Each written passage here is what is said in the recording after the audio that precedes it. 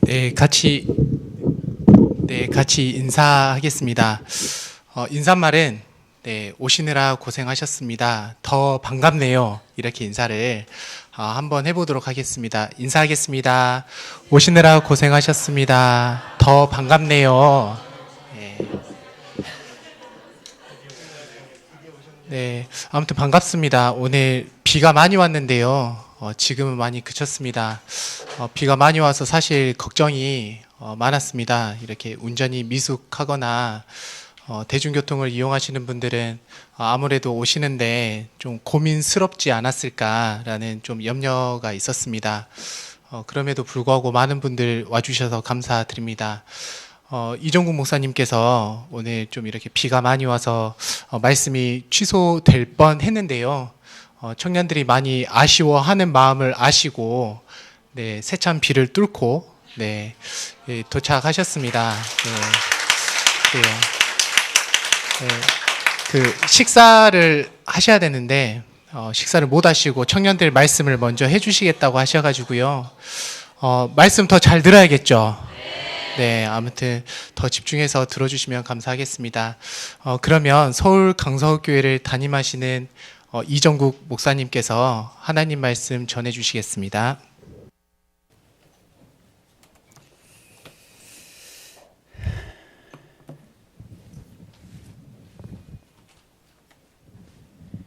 안녕하세요.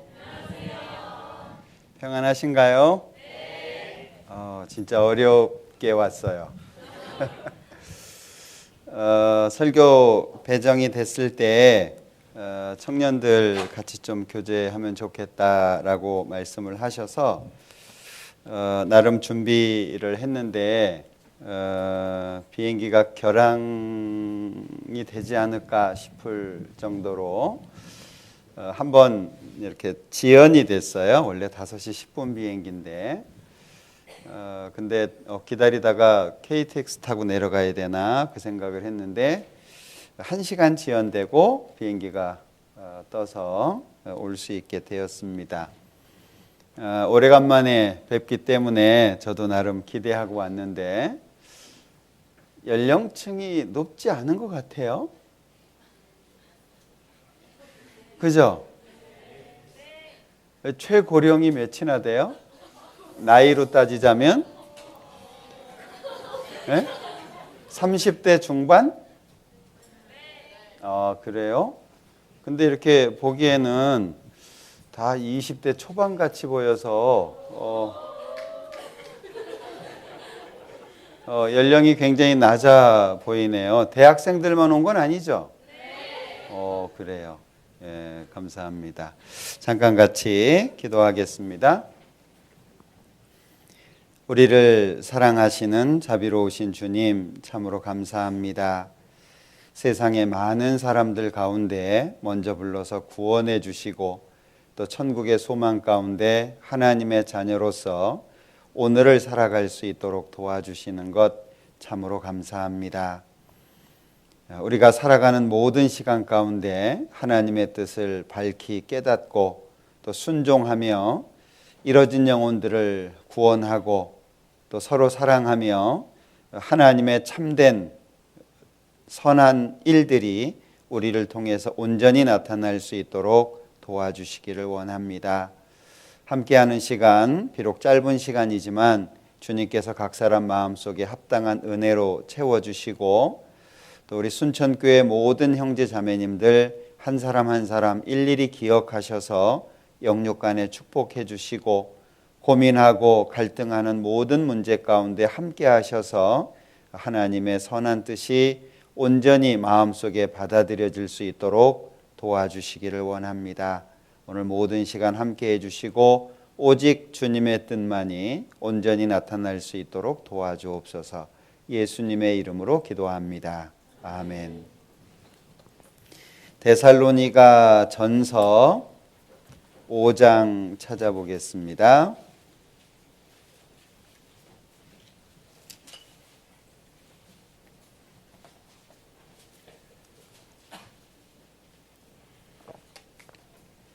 데살로니가전서 5장 1절부터입니다. 1절부터 3절까지 같이 읽어볼게요. 형제들아, 때와 시기에 관하여는 너희에게 쓸 것이 없음은 주의 날이 밤에 도적같이 이를 줄을 너희 자신이 자세히 알미라. 저희가 평안하다 안전하다 할 그때에 잉태된 여자에게 해산 고통이 이름과 같이 멸망이 홀연히 저희에게 이르리니 결단코 피하지 못하리라. 오늘은 좀 무거운 주제를 같이 고민을 해보려고 그래요. 많이 기대하셨을 텐데 실망하면 안 되는데 80년대 초에 휴거라는 책자 소설이 굉장히 유행을 한 적이 있습니다. 미국 사람이 쓴 건데 그때 많은 분들이 휴거에 대해서 고민을 하고 주변에 알고 있는 분들이 안 보이면 다 갔나 걱정하고 막 전화하고 그래서 전화를 받으면 안심하고 했던 그런 때가 있었어요. 그런데 그때에 복음이 굉장히 활발하게 전해졌고 많은 분들이 하나님 편으로 마음을 돌이키는데 사용을 많이 받은 책이라고 저는 개인적으로 생각을 합니다. 휴거라는 책인데 그 책의 내용을 잠깐 소개를 해드리면 두 여자분이 밤에 교회당회를 갑니다. 목사님께서 설교를 하셨는데 데살로니가전서 4장 13절 이후에 재림에 대한 말씀을 하셨어요. 그 말씀을 끝내고 목사님이 초청을 합니다. 미국식이니까 이제 영접식이겠죠. 지금 이 시간 예수님을 영접할 사람 앞으로 나오세요 해서 그 두 명 중에 한 명이 나는 지금 믿을 거야. 그리고 나오고 한 명은 내일도 시간이 있는데 라고 미루게 됩니다. 그래서 결국에는 한 사람은 예수님 앞에 나갔고 한 사람은 미루어서 못 나가게 된 거죠. 근데 그날 밤에 예수님이 오셔요. 예수님 앞에 나간 사람은 별로 문제가 안 되겠죠. 그런데 이 남아있는 친구가 7년 환난을 겪고 그 고통받는 모습을 아주 구체적으로 이렇게 쓴 소설입니다. 그래서 그때 그 휴거라고 하는 책이 많은 사람의 마음에 경각심을 일으켜 세웠는데 최근에 우리 서울 강북교회에서 아마 아직 판매는 안 됐을 겁니다. 7년 환난에 들어간 소년의 이야기 해가지고 책을 쓰셨어요. 읽어보셨을까? 읽어본 사람? 못 읽어봤어요? 읽어봤어요? 그거 팔았어요? 읽어보셨어요? 왔다 정보 빠르네. 언제 읽었어요? 저는 지난주에 그 책을 소개받았는데 한번 읽으면서 손을 놓을 수가 없었어요. 끝까지 이제 읽었는데 읽고 나서 제일 먼저 이렇게 고민이 됐던 게 제가 이제 사내아이만 셋이 있잖아요. 얘들이 정말 구원을 받았을까 하는 그것이 고민이 돼서 오는 아이마다 그냥 족족 세워놓고 너 정말 구원을 받았냐라고 하는 걸 교제를 했던 기억이 납니다. 예수님이 오신다는 얘기 많이 듣고 가깝다는 얘기를 많이 듣잖아요. 그런데 지금 우리 시대는 재림에 대한 준비가 좀 마음이 둔해진 시기가 아닌가 하는 생각이 들어요. 그리고 그 책을 읽고 난 다음에 제 마음에 너무 무거움이 생겼어요. 읽으신 분들이 어떤 마음이 됐는지 모르겠는데 너무 무겁고 아직 구원받지 못한 가족들에 대한 생각도 그렇고 그리고 자녀들을 바라보는 시선도 그렇고 이게 너무 마음이 무거워지고 소설 제일 마지막 부분이 제일 제 마음을 아프게 했는데 여러 이 장면 중에 간단하게 얘기하면 이제 한 집안에 고3짜리 아이가 있습니다. 그런데 얘는 의사가 되기를 원해요. 그래서 공부를 열심히 하느라고 교회를 못 나갑니다. 그런 아이를 보면서 엄마 아빠는 염려를 하죠. 아버지는 주일날 아침마다 성경을 잠자고 있는 아이 방문 앞에서 이제 읽어줍니다. 아이는 그게 짜증으로 돌아오죠. 식탁에 앉아서 식사를 하는 동안에도 계속 구원에 대한 문제, 교회 나가는 문제에 대해서 다투게 됩니다. 아이는 이제 너무 짜증이 나가지고 밥 먹다 말고 일어나서 냉장고 쪽으로 가죠. 그리고 찬물을 꺼내서 마십니다. 그리고 한마디를 하죠. 나 집 나갈 거야. 집 나갈 거라고 그러는데 반응이 없어요. 예전 같으면 어떤 반응이 나올 텐데 나 집 나갈 거야. 이제 뒤에 이제 부모가 있는 거죠. 아무 반응이 없어요. 그래서 뒤돌아봤더니 엄마 아빠가 안 계신 거죠. 이게 휴건가? 가까이 가서 보니까 옷만 남겨져 있고 이제 엄마 아빠가 한순간에 없어지게 된 거죠. 이 아이는 이제 말씀도 들었고 자기가 구원도 받았다고 생각했던 아이이기 때문에 거의 정신병자처럼 살게 됩니다. 그리고 그 책을 읽으면서 제가 마음속에 제일 이렇게 무거웠던 것이 소망이 없는, 기회가 없는 그 절망적인 삶을 살아가는 모습. 7년 환란에서 표 안 받는다고 구원받을 수 있는 것도 아니고 7년 환란 속에서 우상에게 절 안 한다고 구원받을 수 있는 기회가 있는 게 아니잖아요. 누가복음 21장에 말씀하신 것처럼 이방인의 때라고 정해져 있고 이방인의 충만한 수 이렇게 정해져 있잖아요. 그런데 자기는 이미 내용을 알아요. 근데 적그리스도가 출현을 합니다. 표를 받으라고 합니다. 표를 받지 않기 위해서 도망을 다닙니다. 그러다가 결국 가족들도 여럿이 죽게 되고 뭐 이런저런 사연이 있지만 결국은 죽음 앞에서 자신의 모든 것을 내려놓는 가운데에서 독백을 하는 장면이 끝부분에 나와요. 이 끝부분이 너무 가슴이 아파요. 우리 가운데는 그런 사람이 없었으면 좋겠는데 아마 여기에도 이 중에도 아마 부모님이 닥달하시는 분들 많을 거예요. 그렇게 신앙생활 하는데 그 구원 받은 거 맞냐? 너 정말 구원 받았냐? 구원 받았다면 제대로 살아야지. 뭐 이런 분들이 많을 거예요. 부모님들이 구원을 받으셨다면. 그런데 그 독백의 내용이 그래요. 안녕, 안녕. 나는 모든 것들에게 안녕을 고했다. 나를 향한 사랑으로 점철되었던 하나님의 말씀이여 안녕. 그렇게도 애타게 나를 위해 기도하던 엄마의 애절한 사랑도 안녕. 그렇게도 나를 깨우치려 했으며 아빠가 읽어주시던 그 소중한 말씀도 안녕. 안녕. 슬픈 나의 인생이여 안녕. 나의 사랑 엄마 아빠 안녕. 이 끝이에요. 근데 이게 너무 마음속에 이렇게 그 상황이 그려지니까 도저히 소망이 없는, 그리고 내가 하나님을 부르짖는다고 해서 기회가 되는 것도 아니고 그 가운데에서 내가 하나님 앞에 기도를 죽을 때까지 한다고 해서 구원의 기회가 주어지는 것도 아니고 결국에 죽음 앞에서 내가 형벌로 들어간다는 걸 아는 가운데에 자기의 모든 걸 내려놓는 이 모습이 너무 가슴에 이렇게 아프게 꽂혔어요.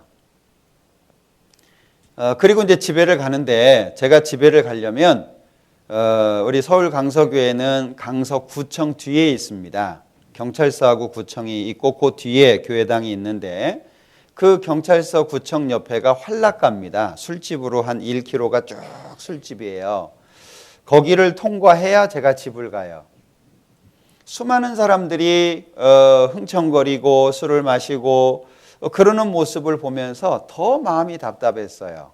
그리고 이제 생각이 났던 게 적어도 교회를 지금 나오고 있고 하나님을 믿는다라고 하는 사람들만큼은 그 주인공이 형우인데 그런 일은 없어야 되겠다. 예를 들어서 순천교회 가끔이라도 나왔는데 남겨져 있다면 얼마나 큰일이겠어요. 이게 우리에게 너무 중요한 일이다라고 생각이 들어서 특히 청년의 때는 갈등이 많잖아요. 하고 싶은 것도 많고 교회하고 자꾸 충돌이 되고 뭔가 내가 원하는데 청년 시절에는 또 배움도 많기 때문에 자기가 배운 거하고 자꾸 충돌되는 경우도 있어요. 꼭 저게 맞나? 꼭 저렇게 해야 되나? 뭐 안 그러고 잘 사는 사람은 그래서 이 집회를 해보면 신학교 나오신 분들이 구원받기가 정말 어려워요. 왜냐하면 말씀을 받아들이는 게 아니라 말씀을 자기가 판단하거든요. 그래서 오늘 이 데살로니가전서 5장 말씀을 좀 고민을 해보려고 합니다. 이게 어떤 분에게는 기회가 될 수 있을 거라고 생각이 돼요. 왜냐하면 우리의 마음의 변화라고 하는 것은 어떤 사건 앞에서 바뀌어지게 돼요. 그냥 평온한 가운데에서 우리의 마음이 바뀌어지지 않습니다. 왜냐하면 우리가 하나님의 뜻대로 살아야 되는 이것은 말로만 되는 것은 아니거든요. 그래서 이 부분을 좀 생각해 볼 텐데 우선 1절에 보면 형제들아 때와 시기에 관하여는 너희에게 쓸 것이 없음은 주의 날이 밤에 도적같이 이를 줄을 너희 자신이 자세히 알미라. 성경에서는 도적같이, 그러니까 밤에 도적이 오는 것처럼 우리가 예측하기 어려운 상황 속에서 예수님이 재림하실 것을 많은 곳에서 반복하고 있어요. 여기 잡아 놓으시고 마태복음 24장을 보죠.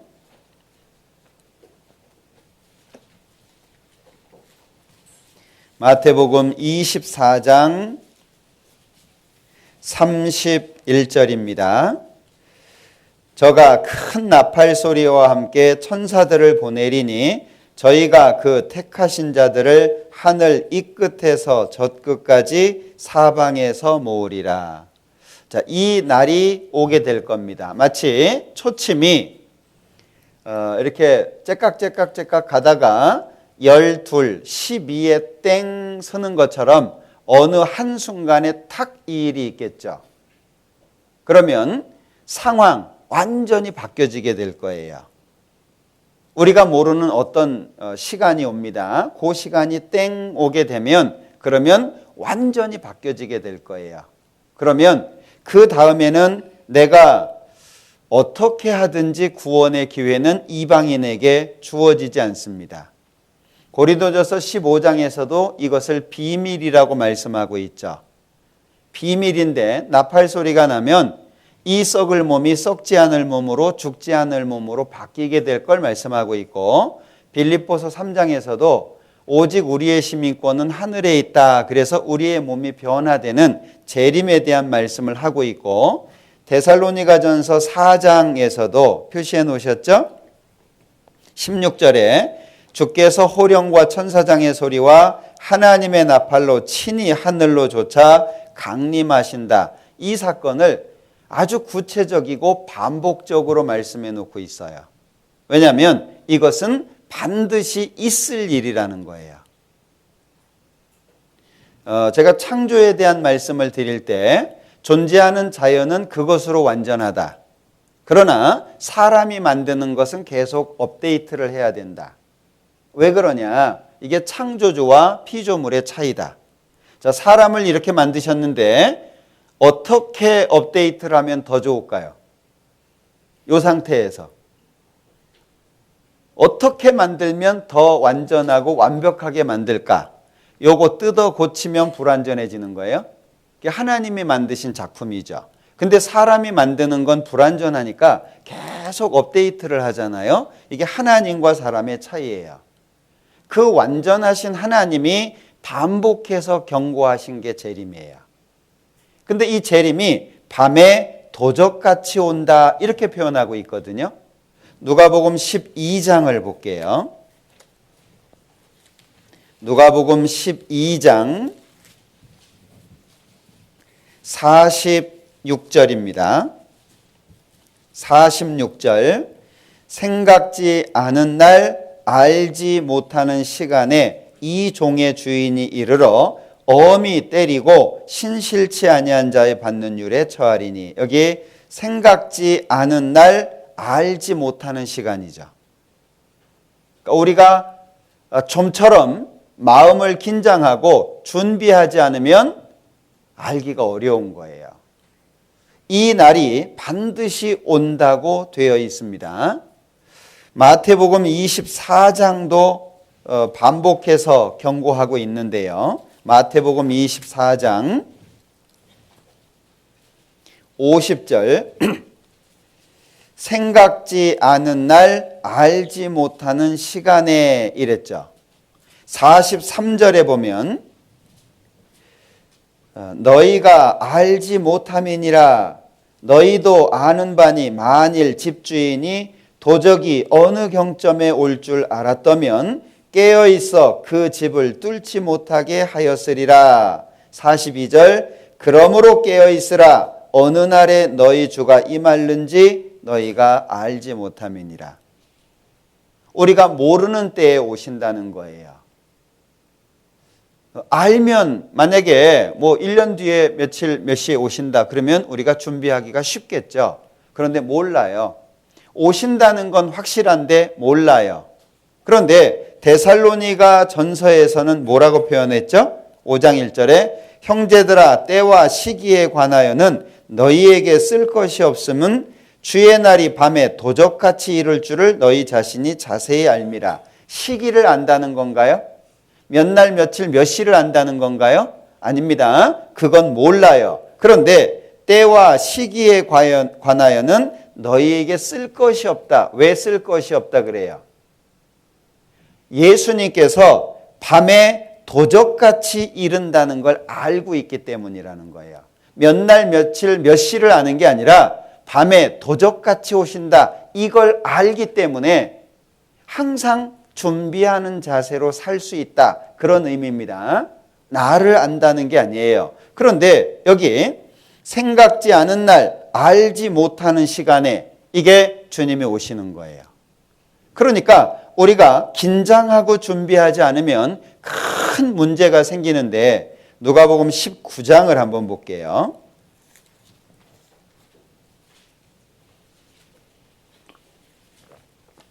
누가복음 19장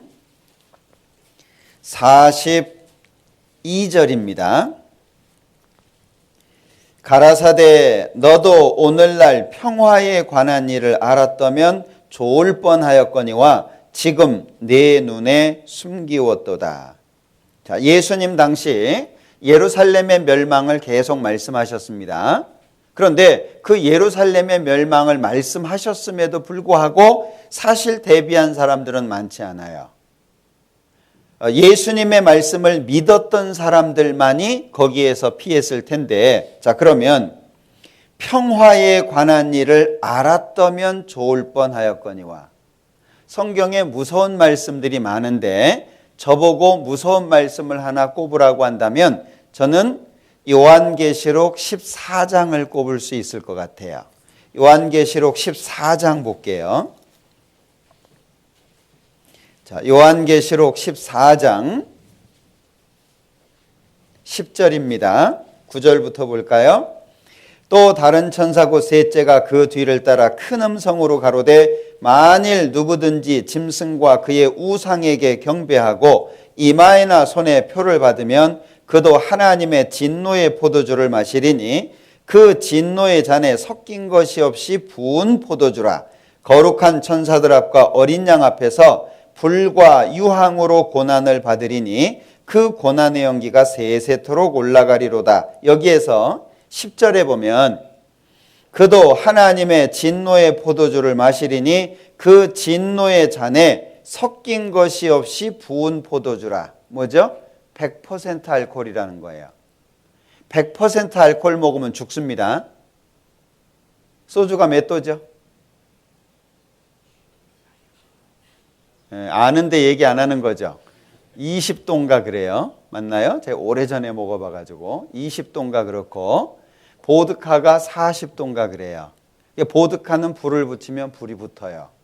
알코올 양이 많으니까. 그런데 100% 알코올을 먹으면 죽습니다. 그러니까 자꾸 희석시켜서 농도를 낮추는 거잖아요. 여기 그 진노의 잔에 섞인 것이 없이 부은 포도주라 뭐죠? 하나님이 불쌍하게 생각하는 것이 조금도 없는 완전한 심판이라는 거예요. 저는 이 말씀을 정말 무서워해야 된다고 생각을 하거든요. 자, 그럼 생각을 해볼게요. 우리 아마 많이 들으셨을 것 같아요. 우리 전도집회 때 늘 하는 얘기거든요. 자, 전반부는 빼버리고 예수님이 오신 때부터 한때, 요 때를 이방인의 때 이렇게 말하죠. 자, 요 전시대를 선민시대 또는 율법을 지킨다고 해서 율법시대 이렇게 말하잖아요. 이스라엘 백성들이 거부한 하나님의 복음이 이방인에게 전달이 됩니다. 그리고 이방인에게 주어졌던 복음이 다시 7년 환란 속에 유대인에게 돌아가요. 그리고 유대인들 중에 일부가 구원을 받게 되고 끝나게 됩니다. 우리 청년들이 꼭 알고 계셔야 될 게 있어요. 왜 그러냐면 미래를 설계해야 되는데 불확실하잖아요. 삶을 살아야 되는데 대책이 없는 거예요. 대학 나왔다고 대책이 있어요. 뭐 공무원 시험 합격했다고 대책이 있어요. 지금은 무엇을 해도 대책이 명확지 않은 시대가 지금 우리 시대예요. 그러니까 삶의 방향의 기초가 자꾸 흔들려요. 사업을 하시는 분들도 자기 일만 꾸준히 성실하게 하면 먹고 살거든요. 근데 불안한 거예요. 그러니까 이것도 해보고 저것도 해보고 그러다가 망합니다. 자, 청년들이 꼭 기억해야 될 것, 역사가 존재하는 이유가 뭐냐? 지금까지 역사가 존재하는 이유가 뭐냐? 이게 명확해져야 삶 속에 어려움이 다가와도 이길 수 있고 견딜 수 있어요. 왜? 우리는 어느 때까지예요. 예수님이 공중에 재림하시면 그때까지 우리가 어렵더라도 예수님이 오시면 모든 문제에서부터 벗어나요. 그러니까 잘 기다리는 게 중요해요. 그래서 저는 신앙생활은 버티기라고 그러거든요. 신앙생활은 버티는 거예요. 언제까지? 주님 오실 때까지. 그럼 버틸 수 있는 명확한 기준이 있어야 되잖아요. 뭔가 있어야 버틸 테니까. 자, 로마서 찾아볼게요. 로마서 11장입니다.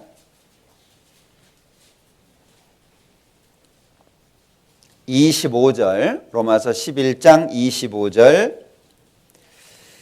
형제들아, 너희가 스스로 지혜의 땀을 면기 위하여 이 비밀을 너희가 모르기를 내가 원치 아니하노니 이 비밀은 이방인의 충만한 수가 들어오기까지 이스라엘의 더러는 완악하게 된 것이라. 그래서 저기 표에 보면 유대인들이 거부했던 복음이 이방인에게 넘어오게 되죠. 그리고 이방인의 때라는 시기 안에 이방인의 충만한 숫자가 있어요. 하나님만 아시는 숫자가 있어요.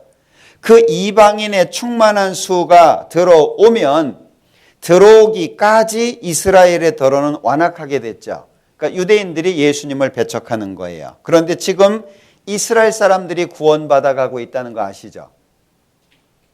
지금 유대인들이 구원을 받아가고 있습니다. 소수이기는 하지만 메시아닉 주라고 해가지고요. 예루살렘에서 성경, 신약 성경 찍어가지고 배포하는 사람들이 있어요.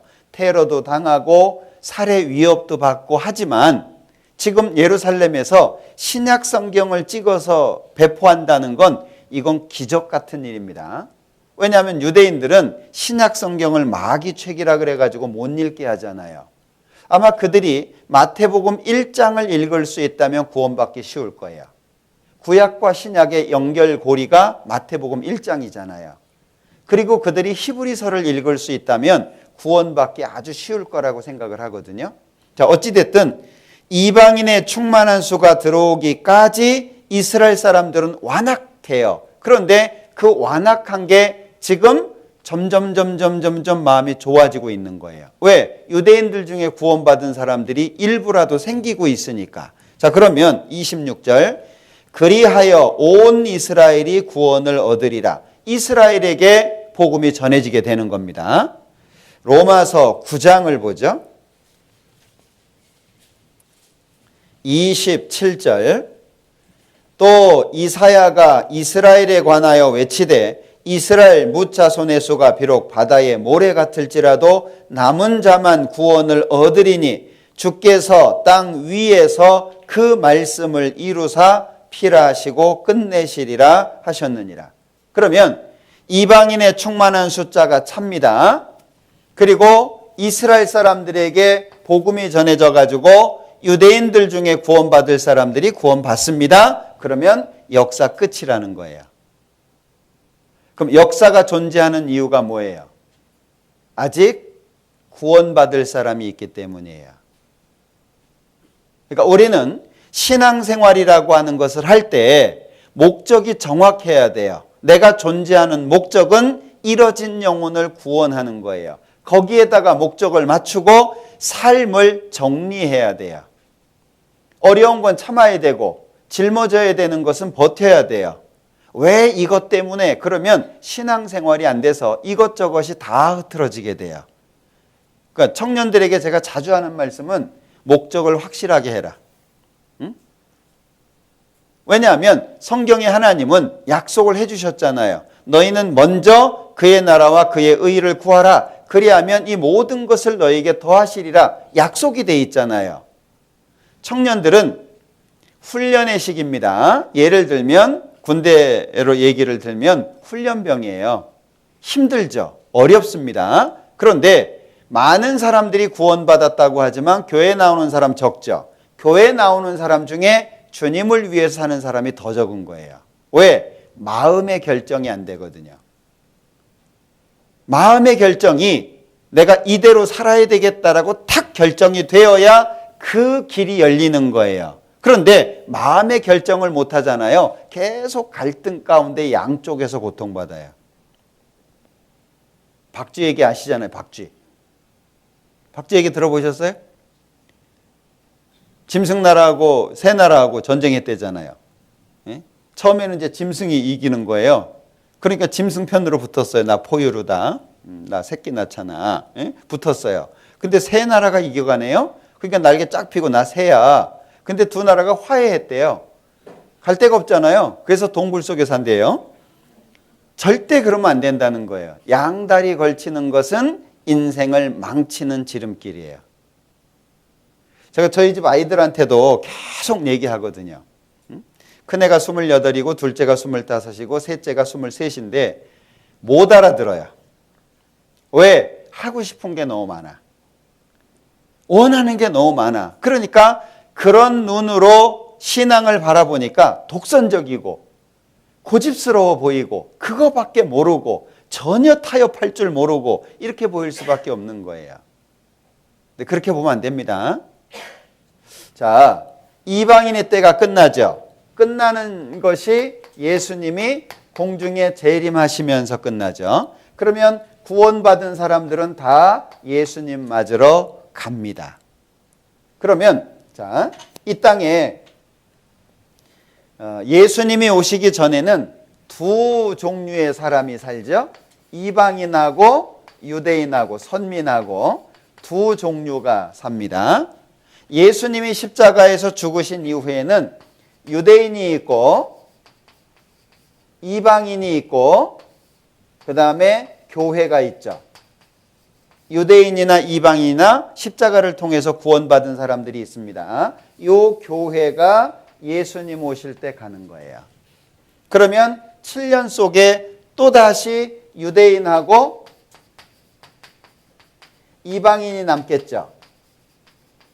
유대인에게는 구원의 기회가 주어집니다. 그런데 이방인에게는 구원의 기회가 없습니다. 이게 너무 치명적이라는 거예요. 지금 이 시간 외에는 기회가 없다는 거예요. 오늘 밤에라도 예수님이 오시면 기회는 끝이에요. 이게 너무 절망적이라는 거예요. 이미 정해져 있는 결과를 아는데 살아있어야 되는 것이 얼마나 힘들까요?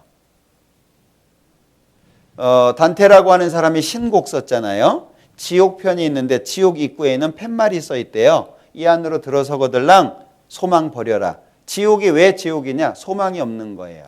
지금 이 땅에서는 내일도 있고 기회가 있어요. 고칠 수 있는, 바꿀 수 있는 기회가 있어요. 그런데 지옥 안에서는 소망이 없는 거예요. 자, 그러면 봐요.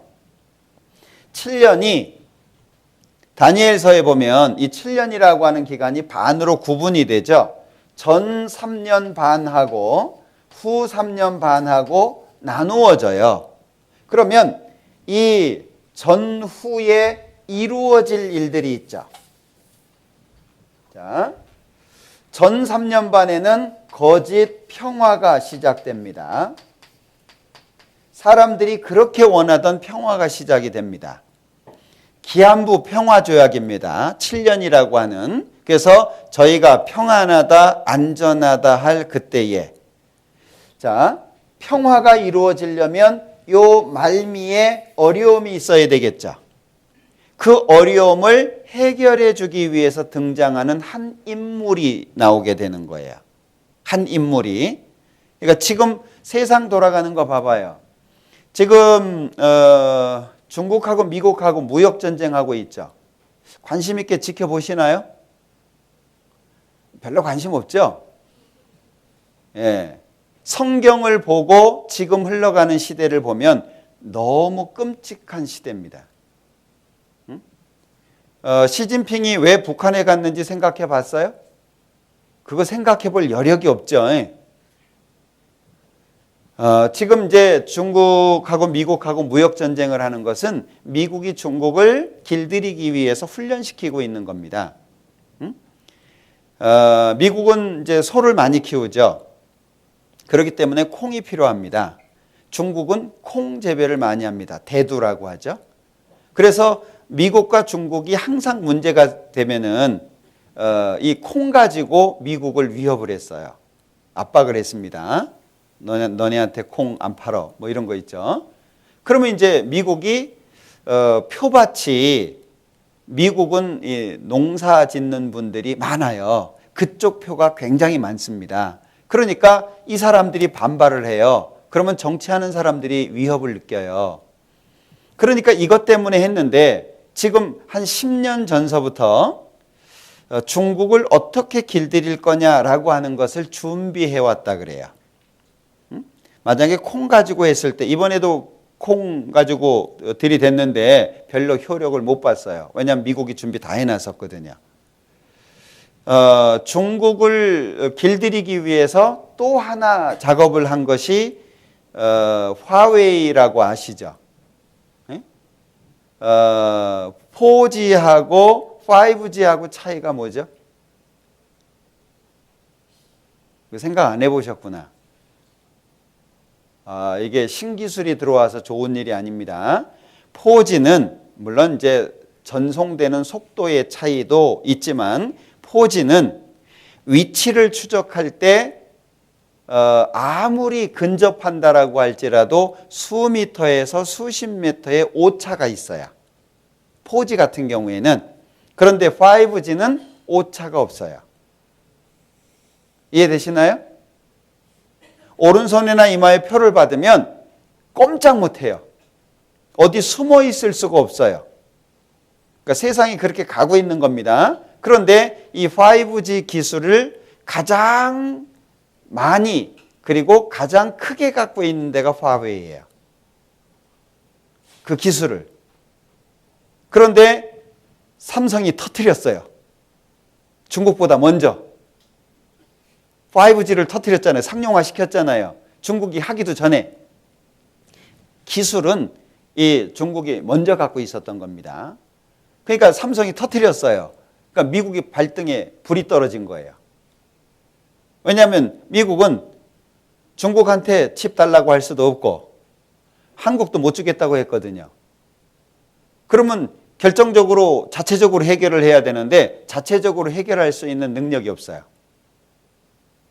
그러니까 이제 퀄컴이라고 이 아이폰이 원래 퀄컴하고는 원수지간입니다. 서로 소송 걸고 막 못 잡아먹어서 안달했던 사이인데 둘이 결합을 했어요. 5G 때문에.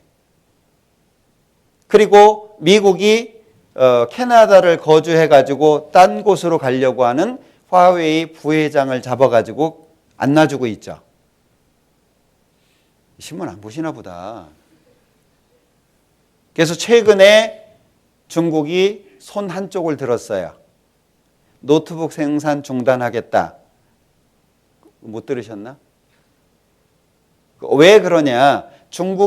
미국이 세계를 주도하고 있는데 왜 네가 자꾸 세계를 주도하냐?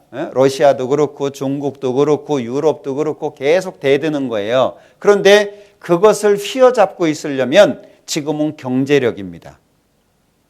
지금은 정보하고 경제력이에요. 그러니까 지금 보이지 않는 갈등들이 많다는 거예요. 지금 트럼프가 일본 왔다가 이제 한국 오죠. 예? 왜 오는지 아십니까? 뭐 몰라도 돼요. 뭐 하여튼 왔다 간 것만 알아도 될 텐데 화웨이가 기본적으로 쓰고 있는 장비 속에 들어가는 자재들이 대개 일본과 한국산이 많아요. 그 부품들을 만들어내는 게 일본하고 한국 게 많아요. 그리고 한국이 아주 잘 만들어요. 다른 데서 나오는 것은 이게 분량도 많고 문제들이 꽤 있어요. 대만 쪽에 기댔다가 대만 쪽도 안 돼가지고요.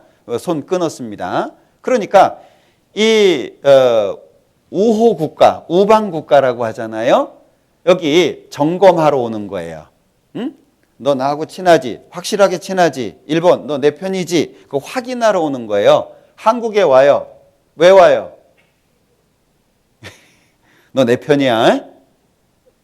그러니까 지금 우리가 이렇게 살아가면서 이 사람들이 뭐 왔다 갔다 하네 이렇게 생각할 게 아니라 속에 보이지 않게 흐르는 아주 예민한 기류들이 있는 거예요. 이것이 언제 터질지 모르는 화약인 거예요. 언제 터질지 몰라요. 그러면 이제 말미에 가서 이런 문제들이 삐그덕삐그덕 하다가 지금 세계가 멸망한다라고 하는 3분전이라고 얘기하거든요. 전문가들이. 두 가지 이유예요. 첫 번째는 환경 문제고 두 번째는 핵 문제입니다. 환경 못 고쳐요. 되돌이킬 수가 없어요. 그리고 핵 왜 만들었겠어요? 쓰려고 만드는 거예요. 국가를 보호하기 위해서 만드는 게 아니고요. 쓰려고 만드는 거예요. 그러면 이제 사람들이 싸울 때 어떻게 싸워요? 큰 소리가 나죠. 처음에 다투기 시작해서 큰 소리가 나요. 이러다 치겠다. 치면 어쩔래? 그러다가 이제 한 방 치면 이게 쳤어? 그리고 이제 상대방도 치잖아요. 마지막에 아주 곤란스러운 문제들이 생긴다는 거예요. 그걸 해결하는 존재가 등장이 돼요. 그러면서 거짓 평화가 시작됩니다. 그러면 에스겔 39장에 기록된 것처럼 이스라엘 사람들이 한 사람도 남기지 않고 다 이스라엘 땅으로 돌아갑니다. 한 사람도 남기지 않고 다 돌아가요. 그러면 유대인들에게 구원의 기회가 주어지게 되죠. 요 구원받은 사람들 대개 14만 4천 많이 아시죠? 이 사람들은 후 3년 반 때 다 죽을 거예요. 왜? 믿음을 지키기 위해선 못 살거든요. 자, 어찌됐든 전 3년 반에 있을 일입니다. 그러면 후 3년 반에 이 문제를 해결했던 존재가 전면에 부상을 하죠. 그게 적그리스도입니다. 적그리스도가 등장을 하게 되는데 등장하면서 하는 한 가지 일이 있죠. 하나님 성전에 앉아서 자기를 보여 하나님이라고 한다. 데살로니가 후서 2장의 말씀이에요. 그런데 최근에 트럼프가 대통령이 되면서 이스라엘 쪽에서요. 트럼프하고 푸틴, 러시아에게 성전 짓게 해달라고 부탁한 거 많이 들으셨죠? 집회 때 그거 보여주시잖아요. 그러니까 솔로몬이 지었던 성전이 제1성전입니다. 이게 무너지고 포로 생활 마치고 돌아와서 스룹바벨이 지은 성전이 제2성전이 되는 거예요. 요한복음 2장에 이 성전 헐어라. 내가 사흘 만에 지을게. 그랬더니 야, 이 성전 46년 만에 지은 건데 네가 3일 만에 세울래? 요 46년이라고 하는 건 헤롯이라고 하는 사람이 유대인들의 환심을 사기 위해서 스룹바벨이 지었던 제2성전에 대한 보수를 얘기하는 거예요. 유대인들의 환심을 사기 위해서 찔끔찔끔 보수해주고 증축해주고 이런 게 예수님 당시까지 온 거예요. 그것이 AD 70년에 완전히 박살나고 없는 거예요. 지금은 성전이 없죠. 그런데 지금 지으려고 하는 성전은 이제 제3성전이 되는 거예요. 지금 지으려고 하는 건 이스라엘에서 동전 하나를 최근에 찍어냈습니다. 그 사진 보셨죠? 동전 찍어낸 거. 그 성전세, 성전에 드릴 수 있는 돈 찍어낸 거 동전 보셨어요? 화면으로? 전면에는 고레스 왕 얼굴하고 트럼프 얼굴을 겹쳐서 찍어놨어요. 트럼프는 고레스는 제2성전을 지을 수 있도록 도와준 사람이죠. 트럼프의 도움으로 제3성전 짓겠다 그 뜻이에요. 그리고 뒷면에는 성전 조감도가 찍혀 있어요. 그리고 맨 아래쪽에는 템플 코인이라고 성전에 바칠 수 있는 돈이라고 찍혀 있어요. 그거 왜 찍어냈어요? 성전 반드시 짓겠다. 그러니까 대제사장 임명해 놓고 제사 지낼 때 쓸 수 있는 도구들 다 준비해 놓고 언제든지 성전만 딱 지으면 모든 걸 다 할 수 있도록 준비 다 해놨어요. 자, 그러니까 성전에 앉아서 내가 하나님이다 라고 얘기할 거라는 거예요. 그러면서 후 3년 반이 시작되는데 이 적그리스도가 전 세계를 통치하는 방법이 요한계시록 13장이에요. 오른손이나 이마에 666이라고 하는 표를 받게 하는 거죠. 자, 이게 지금 어느 정도나 진행이 되고 있냐면 인공지능 AI라고 하죠. 2040년 이후가 되면 인간의 뇌를 초월한다고 합니다. 지금 인공지능이 어느 정도냐면 자동차에다가 인공지능을 집어넣으려고 하는데 자, 이게 인공지능 차예요. 가는데 앞에 두 사람이 있어요. 가면 치여요. 그래서 핸들을 왼쪽으로 틀어요. 그러면 왼쪽에 세 사람이 있어요. 어떻게 할래? 인격적인 것까지 실험하고 있습니다. 이거 여러분들 잘 하셔야 돼요. 그리고 재작년이었죠. 아마존에서요. 그 마켓을 하나 개설을 했어요. 그 마켓을 개장하기 전에 홍보 영상이 있었습니다. 홍보 영상. 그거 많이 보시죠? 집회 때 많이 틀어주기도 하고 그런 건데 거기에 보면 매장이 있는데 매장 안에 직원이 하나도 없어요. 들어갈 때 QR코드를 핸드폰에 받아요. 자기를 인증하는. 그리고 QR코드를 인증하고 들어가면 그 다음엔 아무것도 필요 없어요. 어떤 물건을 하나 들죠. 그럼 내 스마트폰에 어떤 물건을 들었는지가 떠요. 내려놓으면 다시 없어져요. 어떤 물건이든지 딱 가지고 나오죠. 그럼 계산 딱 끝나요. 그러니까 그 시스템을 만든 목적이 뭐냐면 Just walk out. 들어가서 원하는 거 들고 나오는 시스템이에요. 돈 내려고 줄 설 필요도 없고 뭐 돈 꺼내고 카드 꺼내고 뭐 이럴 필요가 없어요. 그냥 들고 나오면 끝나는 거예요. 그런데 그 시스템에서 아주 무서운 게 뭐냐면요. 컴퓨터 자기 학습이에요. 마치 사람이 학습을 통해서 지식을 쌓아가는 것처럼 컴퓨터가 지식을 쌓아가는 거예요. 학습 통해서. 그걸 제가 보고 나서는요. 굉장히 놀랐었거든요. 그런데 세븐일레븐에서 시그니처라고 하는 무인 판매점을 만들었는데 제가 가서 보니까 그건 좀 수준이 떨어지는 거예요. 아마존보다는. 왜냐하면 물건을 가지고 이제 진열대에 놓으면 이게 스캔이 자동으로 돼가지고 계산이 되고 그 다음에 이제 자기 인증해서 가지고 나오는 시스템인데 아마존 같은 경우에는요. 자기를 인증하는 QR코드만 받으면 들어갈 때 인증하면 아무것도 필요 없어요. 그게 사람 오른손이나 이마에 오면 끝이에요. 그럼 인증할 필요도 없죠.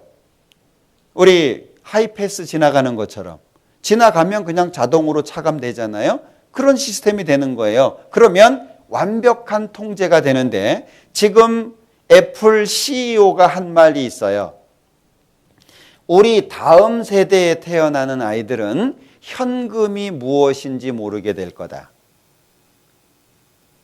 들어보셨나 모르겠다. 우리 다음 세대, 그 쿡인가요? 지금 애플 CEO 있잖아요.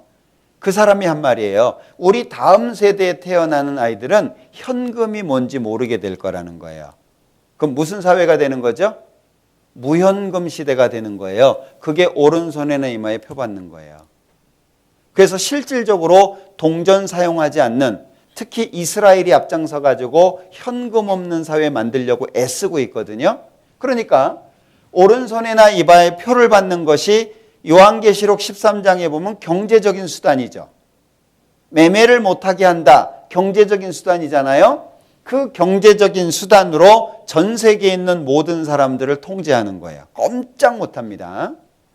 전에 몇 년 전이었습니다. 아이폰을 산 사람들이 항의를 한 적이 한 번 있었어요. 왜? 자기의 행적이 다 드러나는 거예요. 모르고 샀는데 그 안에 칩이 내장돼 있어가지고 내가 뭘 사는지 어디를 가는지 추적이 되는 거예요. 기억나시나 모르겠다. 빨리 잊어먹죠. 지금은 그게 빼서 들어와요. 그게 빠져서 들어오면 항의를 해가지고 아마존에서요 무작위로 고객들에게 책을 보냈습니다. 그 사람이 신청한 게 아니에요. 무작위로 책을 보냈습니다. 근데 구매율이 60%가 넘는다는 거 아세요? 이해되시는 건가? 무작위로 보낸 거, 무작위로. 그 사람이 나 이 책 주세요. 그게 아니고 무작위로 보낸 거예요. 근데 구매율이 높다는 건 뭐죠? 그 사람의 취향, 그 사람의 성향을 정확하게 파악하고 있다는 거잖아요. 그 사람의 동선이 다 나오는 거예요.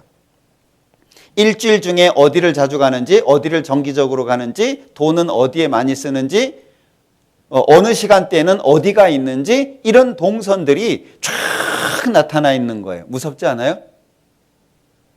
전 되게 무서운데. 지금도요, 제가 하이패스를 가지고 운전을 하고 있는데, 딱 보면요, 몇 날 며칠 몇 시에 어디 나갔고, 몇 날 며칠 몇 시에 어디 나갔고, 이게 쫙 뜹니다. 꼼짝 못하는 거예요. 이게 요한계시록 13장입니다.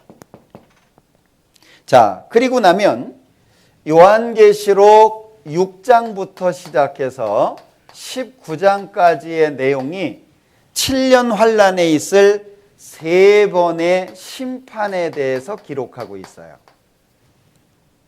3번의 심판. 매 한 번이 7번으로 돼 있어요. 그럼 21번이죠. 그리고 맨 마지막에 전쟁으로 끝나요. 그리고 예수님이 지상재림합니다. 7년 끝에 지상재림해요. 자, 그러면 뭐 천년왕국까지는 안 가더라도 이 7년이라고 하는 기간 속에 만약에 내가 남겨지게 된다면, 내가 남겨지게 된다면 견딜 수 있겠냐는 거예요. 제가 소개해드렸던 그 책자 속에서는 가족들이, 특히 이모부가 정신병 치료를 받기를 권하는 장면이 나와요. 왜 살겠어요? 자기가 알고 있는, 들었던 내용이 현실 속에서 쭉 나타나는데 견딜 수가 없는 거예요. 아무리 주변에서 좋은 세상 오는 거야, 좋은 지도자가 나온 거야 얘기해도 저 사람이 적그리스도인 걸 아는데, 표받으면 안 된다는 걸 아는데 정상적으로 살 수 있겠어요? 그러기 어렵거든요. 그런데 이 7년 후반부에 집중적으로 떨어지게 될 이 3번의 심판이라고 하는 것이 간단한 게 아니에요. 요한계시록 6장 보죠.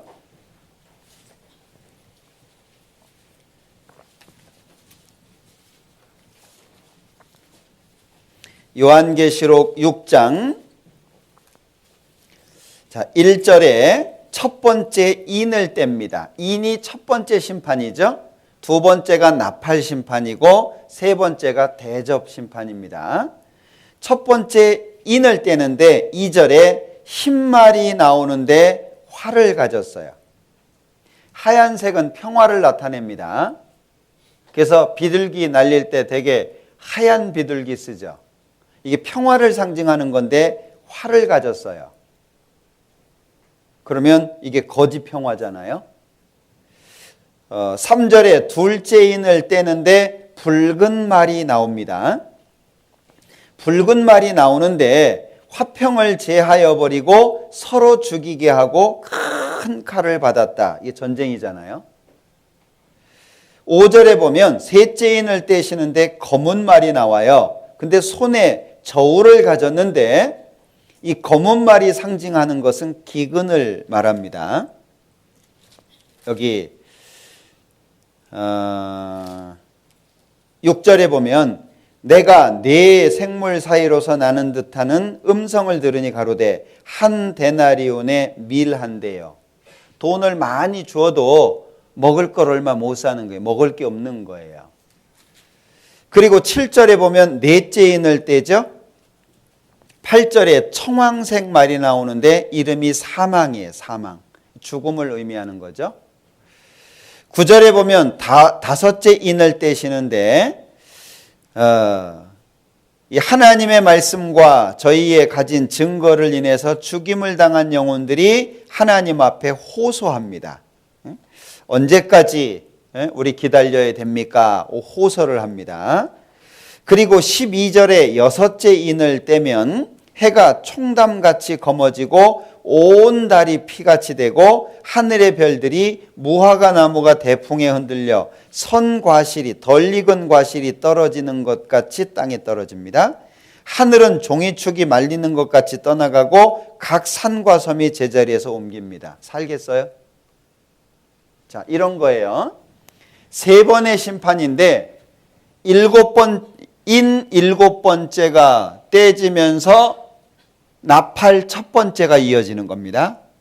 나팔 일곱 번째가 불려지면서 대접 첫 번째가 쏟아지는 거예요. 그러니까 21번의 심판이 줄줄이 떨어지는 겁니다. 이 안에 살겠어요? 못 삽니다.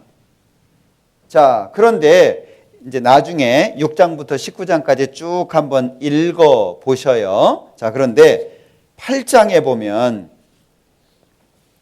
8장에 7절부터 이제 나팔 부는 이야기가 쭉 나오거든요. 나팔. 그런데 9장에 5절입니다.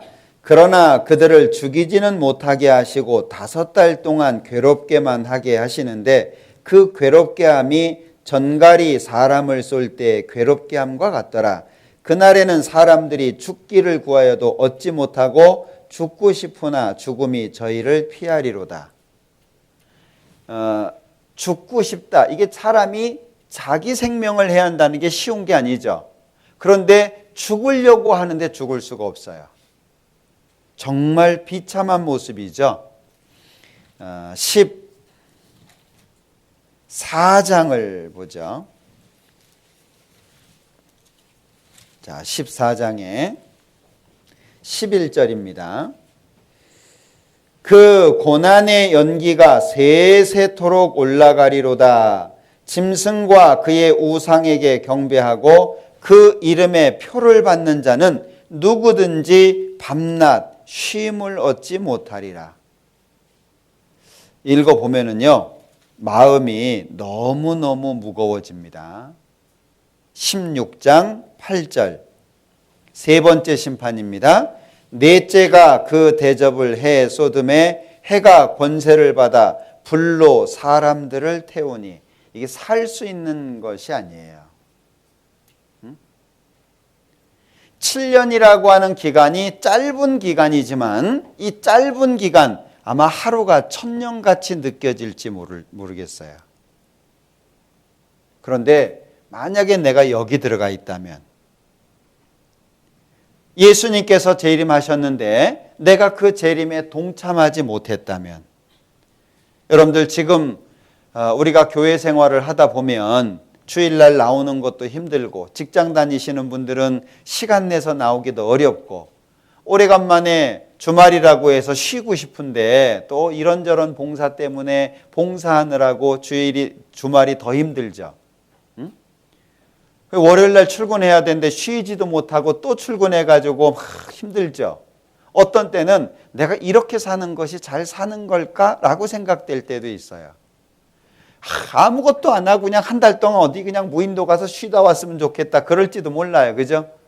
아마 순천도 마찬가지일 거예요. 구원받은 사람들의 삶은 결코 쉽지 않습니다. 그런데 만약에 내가 여기 있다면, 왜 제가 이 말씀을 드리냐면 무서워하라는 얘기가 아니에요. 첫 번째, 나의 구원을 확실하게 해라. 너희가 믿음 가운데 있는가 너희 자신을 시험하고 너희 자신을 확증해라. 정말 구원받았는지 확인해라. 그리고 또 한 가지는 구원받았다면 구원받은 사람으로서 성공해라. 응? 여러분들 어디에서 성공할 거예요? 우리가 세상에서 사는 거 대충 할 수 없어요. 열심히 살아야 돼요. 구원받은 사람들이라고 해서 세상에서 대충 살지 않습니다. 오히려 더 열심히 살려고 할 거예요. 그런데 세상에 마음 두지 말라는 거예요. 구원을 명확하게 하고 구원받은 사람으로서 하나님 안에서 성공하라는 거예요. 적어도 하나님 앞에 갔을 때 책망을 줄이라는 거예요. 이게 지금은 얼만큼의 영향력으로 여러분들 마음속에 들어갈지 모르겠어요. 그런데 눈 딱 떴는데 내가 남겨져 있다면, 눈 딱 떴는데 나 혼자 남겨져 있다면 어떤 마음이 들까요? 이건 설명할 수가 없는 거예요. 그 아이가 기도를 합니다. 하나님 한 번만 기회를 주십시오. 기회 없어요. 누군가 묻습니다. 기회 없냐? 없다. 왜? 성경에 이렇게 돼 있다. 기회가 없어요. 다시는 불편하게 하는 사람도 없고, 말씀 들으라고 하는 사람도 없고, 신앙생활 잘하라고 하는 사람도 없고, 그런데 그 길이 멸망의 길이잖아요. 자기가 가는 길을 뻔히 알잖아요.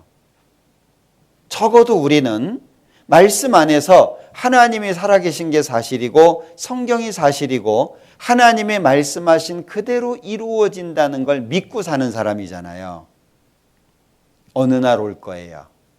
알지 못하는 때, 우리가 생각지 못했던 그 시간에 예수님이 오실 거예요. 그때 우리가 나팔 소리를 듣고 주님 앞에 갈 수 있다면 정말 행복하겠죠. 그죠? 그런데 만약에 남겨져 있다면 예수님께서 저는 유다를 향해서 저는 나지 않은 것이 저에게 좋을 뻔했다. 얼마나 무서운 걸까요? 사람은 연약합니다. 제가 있는 강서교회에 CRPS 환자 한 분이 계셔요. 그래서 자주 자살 기도를 합니다. 얼마 전에도 자살 기도를 하다가 다행히 생명은 건졌는데, 다행이라고 말하기가 어려워요. 물론 구원 받으신 분입니다. 길을 걸어가다가 넘어졌습니다. 목 수술을 받았어요. 건강했던 분입니다. 목 수술을 받았는데 잘못 받았어요. 그때 CRPS가 왔어요. 언제 올지 몰라요. 뼈가 부러졌어요. 붙였거든요. CRPS가 왔어요. 교통사고 당했어요. 치료받았거든요. CRPS가 왔어요. 어떻게 오는지 몰라요. 여기 계신 분들은 다 예비 환자들입니다. 진짜 하나님 앞에 감사하셔야 돼요. 건강하다면. 내 힘으로 움직일 수 있다면 진짜 하나님 찬양해야 됩니다. 그분은요, 하반신 아래쪽으로는 얼음이에요. 얼음. 이 아래쪽으로는 얼음이에요. 털 하나하나가 다 서 있어요. 네? 누가 살짝만 대도요, 그 고통을 말로 표현을 못해요. 네? 그리고 하반신 위쪽으로는 또 불덩어리예요. 위로는 불덩어리고 아래쪽으로는 얼음덩어리예요. 그리고 24시간을 보내야 돼요. 할 일도 없어요. 할 수도 없고. 어떨까요?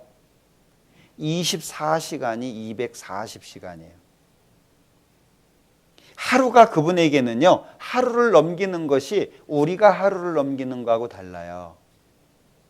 그러니까 자살 기도를 자주 해요. 이분이 제가 신방 가잖아요. 그러면 술 먹었다는 얘기를 편안하게 하셔요. 처음에 소주 한 병을 먹으면 1시간은 통증이 줄었대요. 지금은 아무리 소주를 먹어도 통증이 제어가 안 된대요. 그걸 언제 죽을지 모르고 예수님이 언제 올지 모르고 이분이 가서 교제하고 찬양하면 정말 좋아해요. 그런데 제가 오고 나면 그 통증 때문에 견디지를 못해요. 너무너무 어려워하셔요. 이 땅에서도 그런 아픔과 고통이 있습니다. 지옥은 어떨까요? 7년 환란은 어떨까요? 결국에 영원한 지옥에서 어떻게 살까요? 지옥은 죽는 곳이 아니고 형벌받는 곳이잖아요. 지옥 가서 죽는 게 아닙니다. 죽어서 소멸되는 게 아니에요. 형벌을 받는 거예요. 그러니까 지옥이 없다면 저는 전도 안 해도 된다고 생각해요. 지옥이 없다면 그냥 뭐 나 하나님 안 믿음, 나 천국 안 갈래. 죽어서 소멸되는 것이라고 한다면, 근데 죽어서 심판이 있으니까 이게 무서운 거잖아요. 그러니까 기회를 만들어서 한 번이라도 가족에게 더 전해라. 기회가 있을 때. 첫 번째는 내 구원의 문제를 정확하게 확인하고, 두 번째는 목표를 명확하게 해서 하나님 안에서 성공하려고 해라.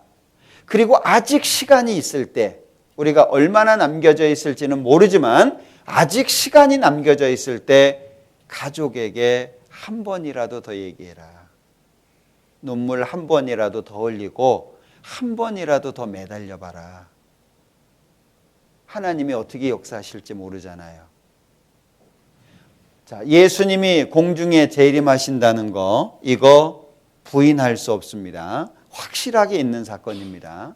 그리고 7년 환란 속에 들어가서 겪어야 되는 내용이 요한계시록에 구체적으로 기록되고 있잖아요.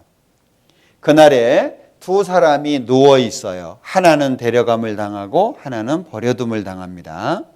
두 사람이 매를 갈고 있습니다. 음식 준비합니다. 하나는 데려가고 하나는 버려둡니다. 남겨두는 게 아니고 버려지는 거잖아요. 제가 성경 읽다가요, 너무 무서운 말씀이라고 생각이 들었어요. 시편 119장을 볼게요.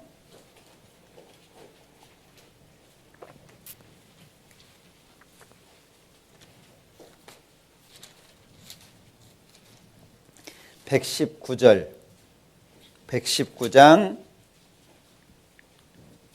119절 주께서 세상의 모든 악인을 찢기같이 버리시니. 이 말씀이 너무 무섭게 다가왔어요. 찢기가 뭐예요? 찌꺼기잖아요. 여러분들 음식 쓰레기 버리면서 아까운 생각 드세요? 전혀 아까운 생각 안 듭니다. 하나님이 악인을 심판하실 때 찌꺼기 버리듯이 하신다는 거예요. 그럼 뭐죠? 하나님이 정말 불쌍히 생각하고 안타까워하는 생각이 전혀 없이 심판하시겠다는 거예요. 완전하게. 그런데 모든 악인이라 그랬잖아요. 누가 악인이겠어요? 하나님의 뜻을 받아들이고 하나님의 뜻에 굴복하는 사람이 의인이고요. 하나님을 받아들이지 않고 하나님의 뜻 앞에 굴복하지 않는 게 악인이에요. 여러분들, 우리가 전도할 때, 이 복음의 말씀을 할 때 구원을 받아들이는 게 왜 중요하냐 하면 로마서 3장 볼게요. 얼른 끝내야 되죠. 청년의 교제 몇 시까지 해요? 네? 그래요? 미안해요. 네, 요것만 얘기할게요. 로마서 3장 25절. 이 예수를 하나님이 그의 피로 인하여 믿음으로 말미암는 화목제물로 세우셨으니 이는 하나님께서 길이 참으시는 중에 전에 지은 죄를 간과하심으로 자기의 의로우심을 나타내려 하심이니 곧 이때에 자기의 의로우심을 나타내사 자기도 의로우시며 또한 예수 믿는 자를 의롭다 하려 하심이니라. 이게 좀 복잡한 내용이지만 이걸 잘 알고 나면은요, 이게 얼마나 중요하다라고 하는 걸 생각할 거예요. 자, 이런 거죠. 자, 하나님께서 예수님을 이 땅에 보내가지고 세상 모든 사람의 죄를 처리하게 하시죠. 하나님이 본래 죄인인 나를 심판하셔야 되는데 나를 심판하지 않고 간과하셨어요. 간과, 지나쳤다. 나를 심판해야 되는데 나를 심판 안 하신 거예요. 그리고 예수님에게 죄를 옮겨가지고 예수님을 심판하신 거죠. 그러므로 죄를 처리하신 거예요. 이게 이렇게 하신 것이 하나님의 의, 하나님의 뜻이라는 거예요. 죄인은 당연히 심판해야 되는데 대신 심판받게 해서 죄인을 구원하시도록 하는 게 하나님의 뜻이라는 거예요. 이게 하나님의 의로우심이에요.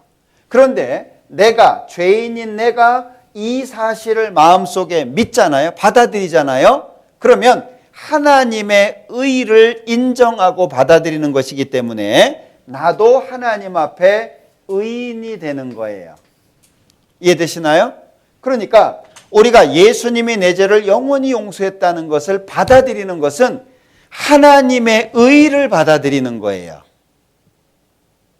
이건 그냥 예수님이 내 죄 용서했다 이런 간단한 문제가 아니고 하나님을 인정하는 거, 하나님의 권위를 받아들이는 거, 하나님 자체를 내가 인정하는 것이 돼버리는 거예요. 예수님이 십자가에서 죄를 용서했다는 걸 안 믿으면 지옥의 형벌인데 왜 그래요?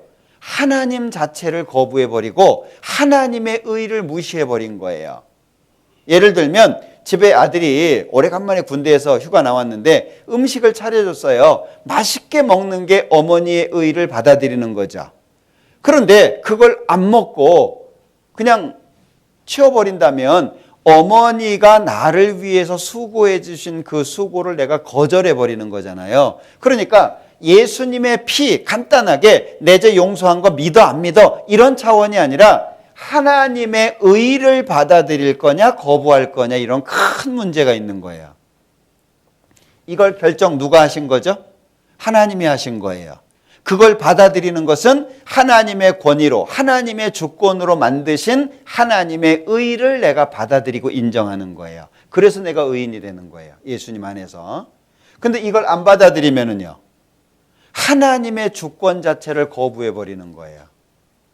이 큰 문제거든요. 그걸 설명한 게 로마서 3장 우리 읽었던 25절 26절 말씀이에요. 우리가 이 믿음에 대한 부분을 좀 명확하게 정리했으면 좋겠다. 그래서 예수님 재림하시기를 우리가 고대하고 그 예수님 재림하실 때 당당하게 우리가 갈 수 있도록 한 사람도 이 땅에 남아있으면 안 됩니다. 우리가 걸어가고 있는 이 길은 너무나도 영광스러운 길이기 때문에 조금 힘들고 어려움은 있을지라도 우리의 결국은 정말 놀라운 거예요. 여기 포기하지 마세요. 그래서 자신의 구원을 확증해라. 구원을 받은 게 확실하다면 하나님 안에서 성공하려고 해라. 그리고 아직 기회가 있을 때 남은 가족에게 한 번이라도 더 전하고 매달려라. 꼭 그렇게 하셨으면 좋겠습니다. 좀 무거운 주제를 말씀드려서 죄송한데 오래간만에 만나가지고 웃고 끝나면 좋을 것 같은데 너무 무겁게 말씀드려서 미안합니다마는 우리가 꼭 마음속에 새겼으면 좋겠다 싶어서 말씀을 드렸습니다. 같이 기도하죠. 우리를 사랑하시는 주님 감사합니다. 우리에게 베풀어 주신 은혜 잊지 않게 하시고 마음속에 확실하게 심을 수 있도록 도와주시며 한 사람도 예수님 재림하실 때 낙오자가 생기지 않도록 도와주시기를 원합니다. 주님 오시기 전에 한 사람이라도 더 전할 수 있도록 도와주시고 또 우리의 가족들 모두가 구원을 받아서 함께 주님 앞에 갈 수 있도록 축복해 주시기를 원합니다. 특별히 우리 순천교회 청년들 한 사람 한 사람 일일이 기억해 주시고 신앙 안에서 승리자가 될 수 있도록 축복해 주옵소서. 예수님의 이름으로 기도합니다. 아멘. 네. 네, 힘있게 말씀 전해